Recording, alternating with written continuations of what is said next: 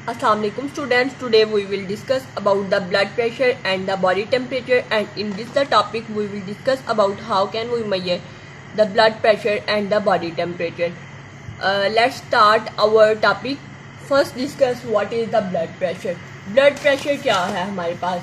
Blood pressure को हमारी body temperature जो ब्लड प्रेशर होता है इसको मेजर करने के लिए यूज़ करते हैं हम लोग प्रेशर गेज। ब्लड प्रेशर को मेजर करने के लिए हम लोग क्या यूज़ करते हैं? ब्लड प्रेशर को मेजर करने के लिए हम लोग यूज़ करते हैं pressure gauge. It may be the mercury manometer and some other devices.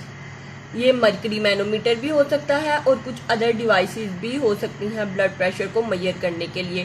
ठीक, ब्लड प्रेशर क्या है? ब्लड प्रेशर को मेजर करने के लिए हम लोग क्या करते हैं? Blood pressure, normal blood pressure, our body temperature has 120।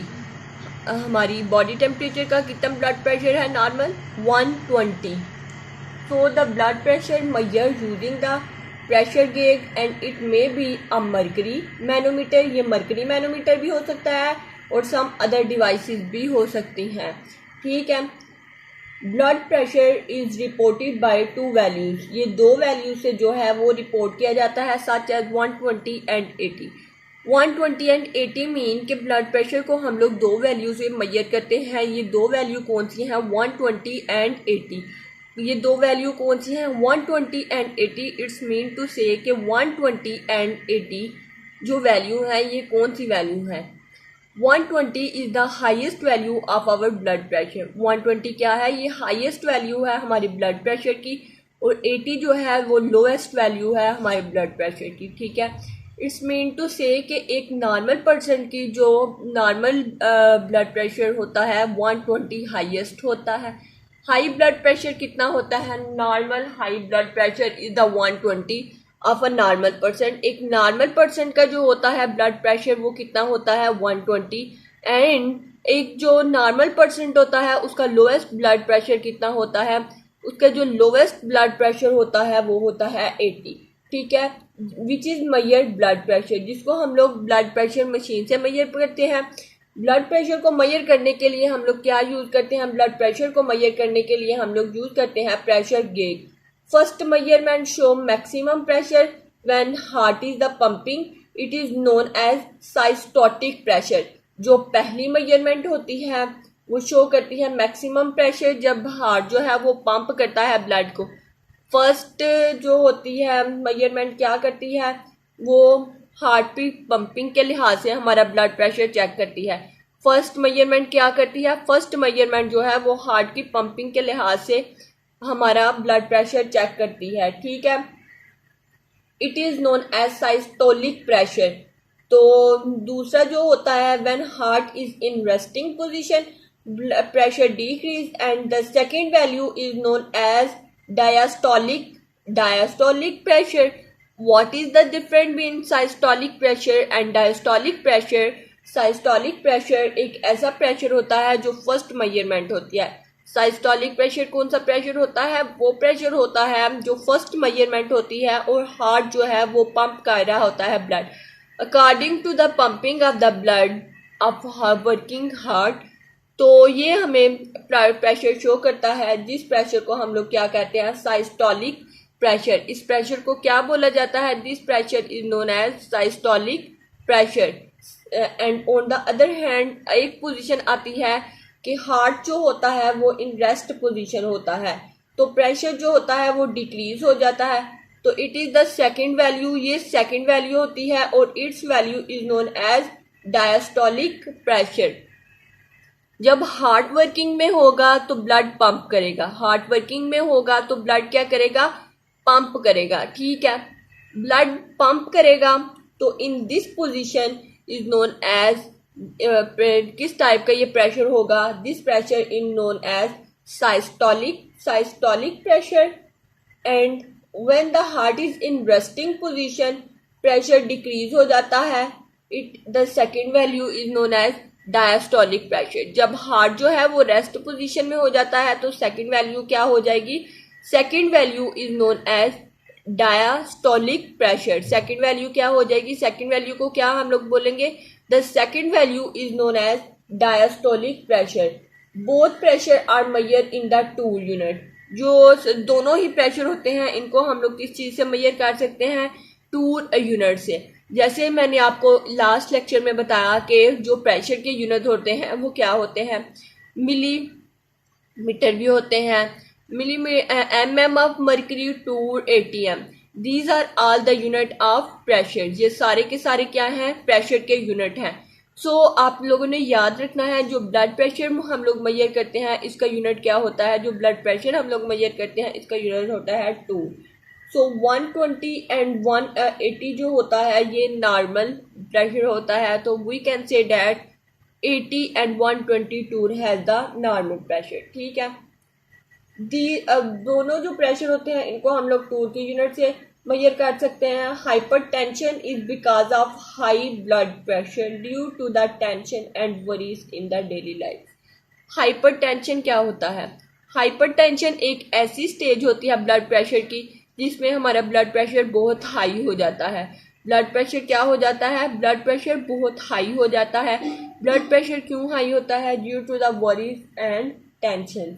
Worries और टेंशन की वजह से हमारा ब्लड प्रेशर हाई हो जाता है। This stage is known as hypertension.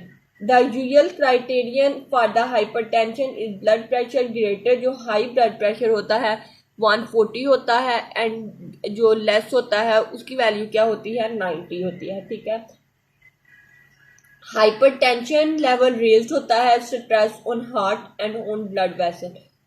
Hypertension जो जब इंक्रीज होता है तो इसका इफेक्ट किस चीज़ पे पड़ता है? इसका इफेक्ट पड़ता है हार्ट पे पड़ता है और इसका इफेक्ट पड़ता है हमारी ब्लड वेसल से। क्या होता है जब हम लोग फूड खाते हैं तो फूड सबसे पहले जाता है एसोफेगस में। एसोफेगस से जो फूड है हमारा जाता है स्टमक में। स्टमक में डाइजेशन हो जाती है 50%। जब स्टमक में डाइजेशन हो जाती है तो स्टमक से फूड ट्रांसफर होता है into the small intestine. Small intestine में जाके जो फूड की डाइजेशन होती है तकरीबन कंप्लीट हो जाती है, लेकिन जो फूड रह जाते हैं वो जाते हैं लार्ज इंटेस्टाइन में। और जो वाटरी फूड होगा वो जो है वो लार्ज इंटेस्टाइन जो है यूज़ कर लेगा, और जो सॉलिड फॉर्म में फूड होगा वो लार्ज इंटेस्टाइन क्या करेगा? वो रेक्टम में कन्वर्ट कर देगा। और जो फूड जो है स्मॉल इंटेस्टाइन से कन्वर्ट हुआ था ब्लड फॉर्म में वो फर्दर जो था ब्लड वेसल में कन्वर्ट हो जाएगा। ब्लड वेसल के थ्रू हमारी पूरी बॉडी में क्या जाता है? ब्लड जाता है। सो अगर हाइपरटेंशन की कंडीशन है, ब्लड प्रेशर इंक्रीज हो रहा है 90 to 180, तो क्या होता है? ये हमारे हार्ट पे इफेक्ट करता है। हार्ट पूरी तरह काम नहीं करेगा, हार्ट अच्छी तरह ब्लड को पंप नहीं करेगा और ब्लड वेसल्स पे जो है इफेक्ट करता है। ठीक है, हाइपरटेंशन जब रेज होता है तो ये इफेक्ट करता है हार्ट पे and on blood vessel. Stress increase हो जाती है, susceptibility of heart attack and stroke ज़्यादा हो जाते हैं। जितनी स्ट्रेस इंक्रीज होती जाएगी उतनी ही क्या होता जाएगा? सस्पेक्टेबिलिटी ऑफ हार्ट इंक्रीज होते जाएंगे। ठीक है, जितना स्ट्रेस इंक्रीज होता जाएगा उतना ही क्या होता जाएगा? हार्ट अटैक के चांसेस ज़्यादा होते जाएंगे। ठीक है, जितना ही स्ट्रेस ज़्यादा होता जाएगा उतना ही क्या होता जाएगा? हार्ट अटैक के चांसेस ज़्यादा होते जाएंगे। ठीक है, today we have discuss about the blood pressure. First we discuss about what is the blood pressure. Blood का प्रेशर इन आवर बॉडी। हमारी बॉडी में ब्लड का जो प्रेशर होता है this is known as blood pressure. Blood pressure को measure करने के लिए हम लोग डिफरेंट मशीन यूज करते हैं और जो यूज मशीन करते हैं this is known as pressure gauge. ये मरकरी की भी हो सकती है, मरकरी मैनोमीटर और some other devices. Blood pressure report किया गया 2 वैल्यू से 120 एंड 80 से, which is the normal blood pressure, and first measurement showed that maximum pressure with the heart is the pumping. This is known as systolic pressure, and the heart is in the resting position, the pressure decrease, and the value second value is known as diastolic pressure. दूसरी value जो होगी this is known as diastolic pressure. इन दोनों pressures में क्या होता है? Measurement की जाती है in the two unit. Hypertension because of the high blood pressure due to the tension and worries in the daily life. Hypertension में जो होता है ये डेली लाइफ में वरीज की वजह से होता है, ब्लड प्रेशर हाई हो जाता है और इसकी वैल्यू क्या होती है? 90 to 140। हाइपरटेंशन रेज्ड होता है level of stress, heart attack और ब्लड वेसल्स पे बहुत ज़्यादा इफेक्ट पड़ता है। जितनी ज़्यादा टेंशन होगी उतना ही ज़्यादा क्या होगा, हार्ट अटैक होने के चांसेस जो हैं वो ज़्यादा होंगे। Now discuss about the body temperature, how can we measure the body temperature. Now discuss about how can we measure the body temperature. We can measure our the body temperature. We have done discuss in the last lecture, जो हम लोगों ने last lecture में discuss किया था कि हम लोग अपने body temperature को measure कर सकते हैं with the help of Celsius और in the Fahrenheit। कितनी तरह के स्केल होते हैं जिनसे हम लोग बॉडी टेम्परेचर मेजर कर सकते हैं। There are the 3 type of the scale. Celsius, लेकिन केल्विन में हम लोग ज़्यादातर नहीं मेजर करते, ठीक है। फ़ारेनहाइट, 3 तरह के टेम्परेचर स्केल होते हैं, ठीक है। कितनी तरह के टेम्परेचर स्केल होते हैं? 3 तरह के टेम्परेचर स्केल होते हैं, Fahrenheit, mercury and Celsius.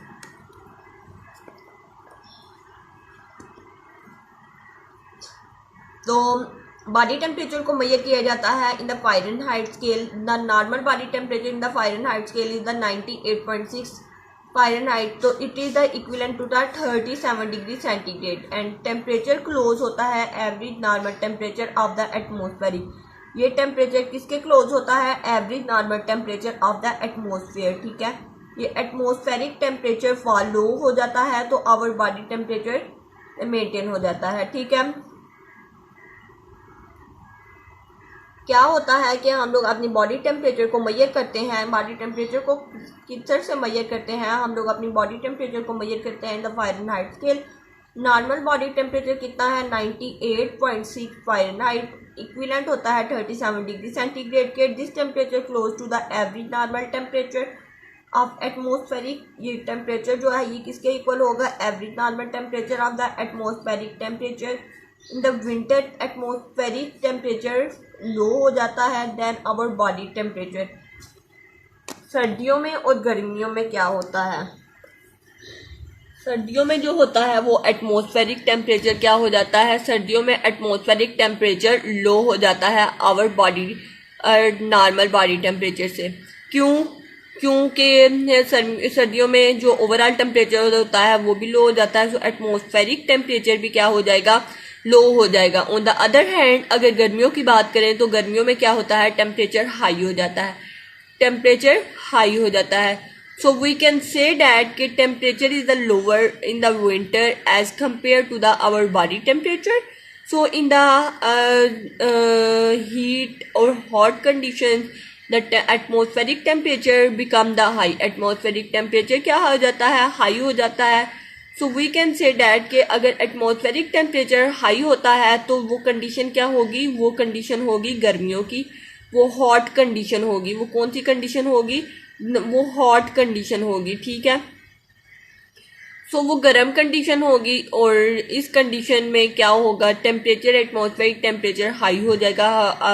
Our normal body temperature, हमारे नॉर्मल बॉडी टेम्परेचर से क्या हो जाएगा? टेम्परेचर हाई हो जाएगा, ठीक है। सो जब टेम्परेचर लो हो जाएगा तो उसमें क्या कंडीशन अप्लाई होगी, और टेम्परेचर हाई हो जाएगा तो उसमें क्या कंडीशन अप्लाई होगी? When the temperature are the lower the condition is the, कि वो कंडीशन क्या होगी? कि वो कूलिंग कंडीशन होगी। क्या होगी? जब एटमॉस्फेरिक टेम्परेचर लो हो जाएगा आवर बॉडी टेम्परेचर तो वो कंडीशन क्या होगी? वो कंडीशन होगी कूलिंग कंडीशन। तो एटमॉस्फेरिक जो होगा प्रेशर जब हमारे बॉडी नॉर्मल टेम्परेचर से क्या हो जाएगा? हाई हो जाएगा, तो वो कंडीशन क्या हो जाएगी? समर में हो जाएगी, वो कंडीशन हॉट हो जाएगी। जब वेदर हॉट होता है तो एटमॉस्फेरिक प्रेशर या टेम्परेचर क्या हो जाता है? हाई हो जाता है। हम लोगों ने लास्ट पढ़ा था कि वॉल्यूम का जो है प्रेशर के साथ क्या रिलेशन है? टेम्परेचर का वॉल्यूम के साथ डायरेक्ट रिलेशन है एट कांस्टेंट टेम्परेचर। और वॉल्यूम का प्रेशर के साथ क्या रिलेशन है? वॉल्यूम का प्रेशर के साथ क्या रिलेशन है? At constant temperature inverse relation है। और वॉल्यूम का टेम्परेचर के साथ क्या रिलेशन है? वॉल्यूम का टेम्परेचर के साथ डायरेक्ट रिलेशन है। It is the Charles law. So जब टेम्परेचर हाई होगा तो वॉल्यूम भी हाई हो जाएगा। In the cooling condition we can say that if the temperature is the lower the volume will be lower। Volume क्या हो जाएगा? लो हो जाएगा। टेम्परेचर हाई होगा तो वॉल्यूम भी क्या होगा? वॉल्यूम भी हाई होगा, ठीक। तो हॉट कंडीशन में जब टेम्परेचर एटमॉस्फेरिक टेम्परेचर हाई होगा तो वॉल्यूम भी क्या हो जाएगा? Volume will be high. तो हीट का प्रिंसिपल देख लेते हैं। हीट फ्लो प्रिंसिपल में क्या उन्होंने बताया हुआ है। हीट फ्लो प्रिंसिपल में बताया हुआ है हीट फ्लो आउट होती है जब हमारी बॉडी से हीट निकलती है तो हम लोग क्या फील करते हैं, हम लोग कूलिंग फील करते हैं, ठंडक महसूस करते हैं। ठीक है, जब हमारी बॉडी से हीट रिलीज होती है तो हम लोग क्या करते हैं, क्या फील करते हैं, कूलिंग फील करते हैं। लाइक हम लोग कि बॉडी का टेम्परेचर कूलिंग स्टेट पे लो हो जाता है। तो क्या जब हीट हमारी बॉडी से बाहर निकलती है तो हम लोग क्या फील करते हैं, कूलिंग फील करते हैं। To control this outward flow of the heating we wear the black and warm cloth. तो हम लोग क्या करते हैं, सर्दियों में ऐसा ही होता है, हमारी बॉडी जो है वो हीट रिलीज करती है। जब हीट रिलीज करती है तो हम लोगों को कूलिंग फील होती है, हम लोगों को कूलिंग फील होती है। तो इसके नतीजे में क्या होगा, जब हम लोगों को कूलिंग फील होती है तो हम लोग क्या करते हैं, इस आउटवर्ड हीट रिएक्शन को रोकने के लिए हम लोग क्या करते हैं, आउटवर्ड हीट रिएक्शन को रोकने के लिए, हीट फ्लो जब बॉडी से आउट होती है तो उसको रोकने के लिए हम लोग करते हैं ब्लैक और वार्म क्लॉथ पहनते हैं। हम लोग कौन से कपड़े पहनते हैं, ब्लैक और मोटे कपड़े पहनते हैं। To maintain the body temperature we use the dry fruit, tea, coffee and meat. सर्दियों में जो खुराकें हम लोग खाते हैं वो क्यों खाते हैं, हमारी बॉडी से कम हीट रिलीज हो और कम से कम हमें सर्दी लगे। सो डैट के हम लोग क्या करते हैं, सर्दियों में हम लोग यूज़ करते हैं ब्लैक कलर का ज़्यादा यूज़ करते हैं। क्यों, क्योंकि हीट जो है वो कम से कम रिलीज हो।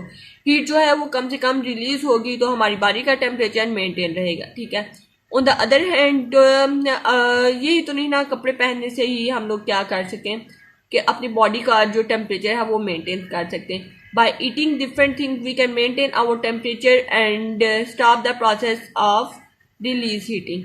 हीटिंग को रिलीज करने के प्रोसेस को क्या करते हैं, हम लोग स्टॉप कर सकते हैं बाय ईटिंग और using different type of the thing. तो हम लोग वो कौन सी चीज़ें खाते हैं जिनकी वजह से जो है वो हमारी बॉडी से कम हीट रिलीज हो सके। हम लोग खाते हैं ड्राई फ्रूट्स खा लेते हैं, टी, कॉफ़ी एंड मीट। इस तरह की चीज़ें जब हम लोग खाएंगे तो हमारा बॉडी टेम्परेचर लो हो जाएगा। क्या हो जाएगा, हमारा बॉडी टेम्परेचर लो हो जाएगा, एटमॉस्फेरिक टेम्परेचर लो होगा as compare to our body temperature in the cooling condition. Cooling condition में क्या हो जाएगा, लो हो जाएगा बॉडी टेम्परेचर। और so this all about today lecture. First we have discuss about the blood pressure and body temperature measurement. Blood pressure को हम लोग जो है वो प्रेशर गेज से मेजर करते हैं। नॉर्मल ब्लड प्रेशर कितना होता है, 60 to 180, 80 to 120 की रेंज में होता है। सो नॉर्मल ब्लड प्रेशर को मेजर करने के लिए हम लोग जो है ब्लड प्रेशर की भी दो टाइप्स होते हैं, systolic and diastolic pressure. Systolic pressure में जो हमारा हार्ट होगा वो पंपिंग कंडीशन में होगा, लेकिन डायस्टोलिक में क्या होगा, हार्ट जो होगा वो इन रेस्टिंग कंडीशन होगा। हार्ट किस कंडीशन में होगा, रेस्टिंग कंडीशन में होगा।